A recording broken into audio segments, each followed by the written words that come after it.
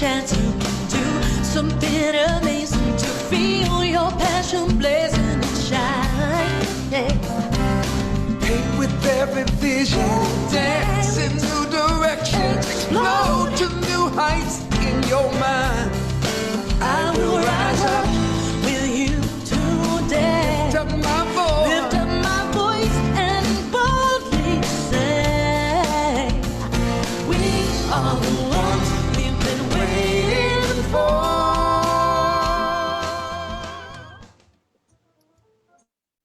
Hello, everyone, and welcome to AGNT Speaks, where we come to you live every Wednesday from around the country and beyond the US. We have Canada as well, and we have representatives from New Thought all over the globe. So we are here as your Leadership Council, having courageous conversations and coming to you each week with a meditation, an affirmative prayer, or a power-packed message. So your Leadership Council is here to support you. If you haven't engaged in these conversations before, I encourage you to get up close and personal, live stream on Zoom. So it live streams to Facebook, and you can find the video content of the first part of our experience together here live streaming. But the second part is where you come into the Zoom room. You can bring your questions, you can bring your thoughts, you can bring your challenges or a prayer request, and we are here to serve you. So I am your host, Reverend Erin McCabe. I serve as the senior minister at Unity Village Chapel on grounds at Unity headquarters, and it is my delight to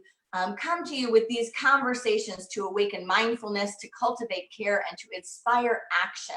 So at AGNT, we are about putting our principles into practice, putting them into movement, not just knowing these things, but applying these things, standing for social justice, standing for restorative justice, standing for consciousness in our systems, in our infrastructure, in our relationships.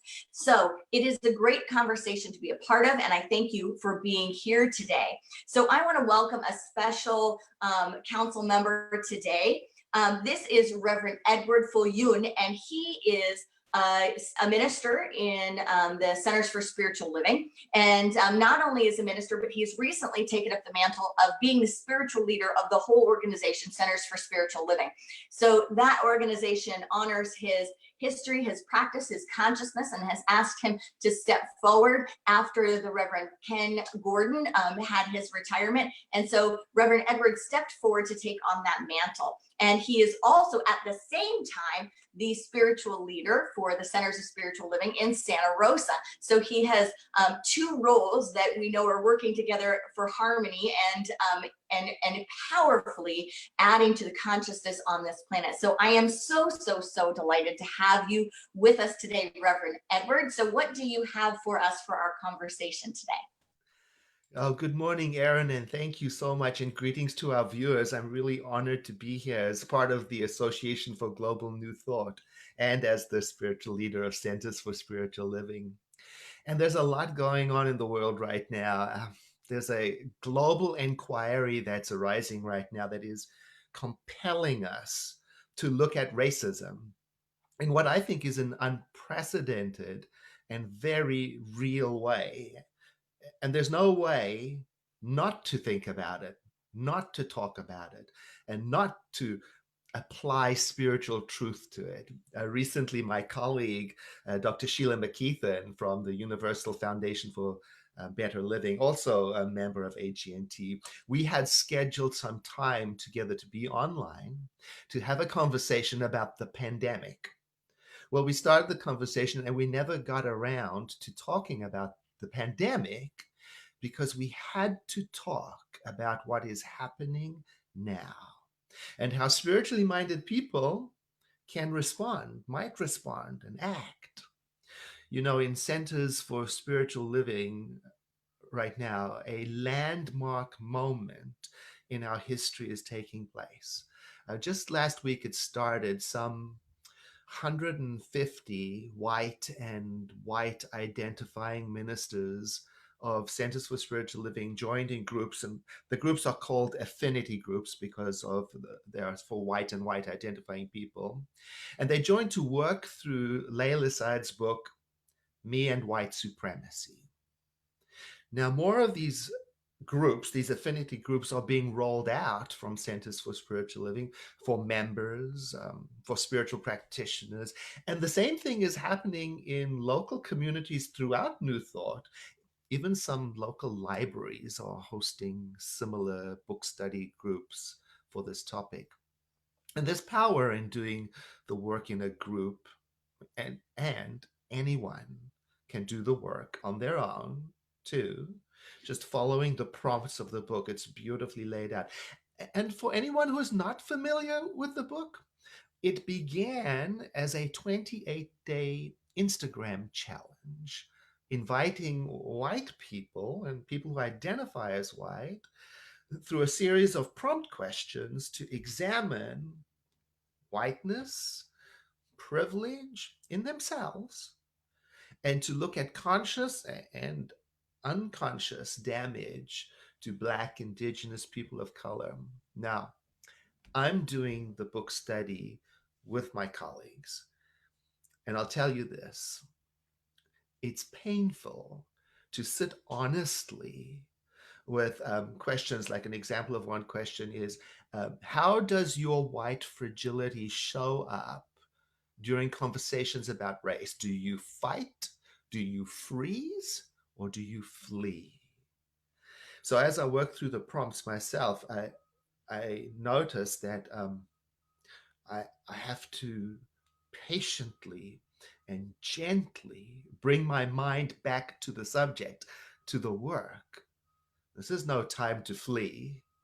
So I've got to be patient and courageous every time I uncover yet another hidden bit of evidence of my white centric worldview. And I have to own the impact that I made when, as a new, unskilled, excited teacher of metaphysics, I asserted that we are all one, without acknowledging the social, economic, political, racial, personal, cultural, gender, and all of the inequities that are experienced in a very real way in our culture. So there's a lot going on. Another thing that Dr. Sheila McKeithen and I talked about is that in times like this, um, it's very important for spiritual practice to be up-leveled. This is a time for more spiritual practice, not less, so that in addition to the action, in addition to the study, and in addition to this deep self-inquiry, to be sure, I'm talking to myself, be sure to make place for the practice to deepen. So today I want to share with you a practice that I use when my mind is busy, troubled, unfocused, when I'm doing the kind of deep inquiry that dislodges hidden beliefs that I don't necessarily feel thrilled to find.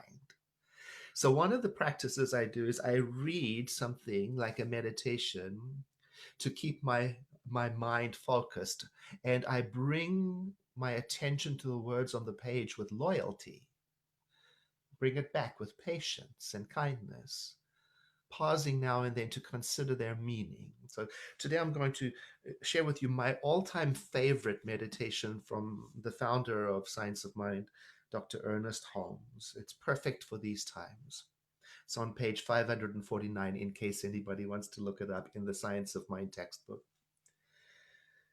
Almighty God, everlasting good, eternal spirit, maker of all things and keeper of my life, you are all. Infinite peace within, in whom all live, joy supreme, flooding all with gladness, I adore you. Eternal peace, undisturbed and quiet, I feel your calm. Oh, you who inhabits eternity and who dwells within creation, who lives through all things and in all people, hear my prayer. Isn't that beautiful? I would enter thy gates with joy and live at peace in thy house. I would find a resting place in thee, and in thy presence live. And here's the very most important part of the meditation for me. Make me to do thy will, and from thy wisdom teach me the ways of truth. Compel me to follow thee, and let me not pursue the paths of my own counsel. O eternal and blessed presence, illumine my mind and command my will, so that my soul may be refreshed and my life be renewed. For surely as deep cries unto deep, so my thought cries unto thee, and thou dost answer. I am renewed, I am refreshed, and my whole being responds to your love, and I am complete in you. All of my ways are guarded and guided, and I shall live with you eternally, O lover of my soul and keeper of my spirit. None can separate us, for we are one. And so shall your wisdom guide me, and your presence dwell within me, and your love keep me, and your life envelop me now and forevermore. I rest in you. And after reading the meditation, I take a moment to sit before I open the book and follow the next prompting question to explore inside of me what my white-centric world is all about. I find that the meditation has a way of anchoring me in the truth of spiritual wholeness. So I thank you for being with us today and for spending some time with me. And thank you, Erin, for hosting. Thank you so much. And I appreciate the work that you are doing. And I appreciate this invitation that you have given all of us to go deeper.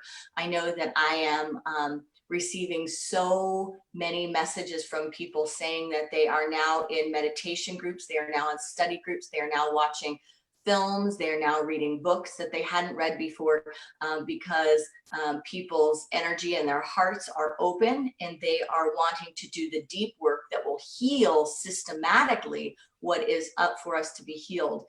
We know in New Thought, right, that when we put a Band-Aid on things or just change systems on the outer or do fixes on the outer, that can quiet things for a bit, but that's not where the real work is. The real work is at the depth of awakening. And once our souls have been awakening to true wholeness and true oneness, then these, I think, aberrations of a system they don't have space anymore because they are contrary to the fabric of our being, the fabric of our knowing. And it is ours to stand up and to stand up in powerful ways once it is fully, deeply incorporated in the soul of our being. You know, once it is fully healed, then these systematic issues that we're having right now have less space to flourish. So yeah, and it's like that peeling away, that old image of peeling away an onion. There is more and there's more and there's another layer, and it's a life work to deeply look inside of.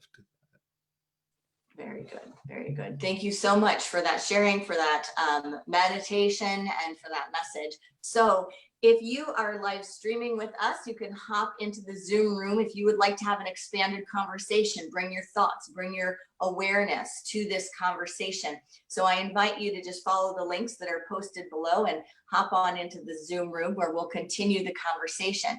And otherwise, we will see you next week here live streaming at AGNT. So if you want to find more information about AGNT and the organization, or to support the organization, you can see a link to the donate button down below. You can also see a link to the leaders where you can find Reverend Edward, myself, and all of our leaders, most of our leaders who are live streaming every Sunday. So you can go to the spiritual smorgasbord and have a taste of different delights on Sunday morning. And also you can find a local center to get connected with. So we're here to support you in your spiritual nourishment. Thank you for being here with us this week on AGNT Speaks.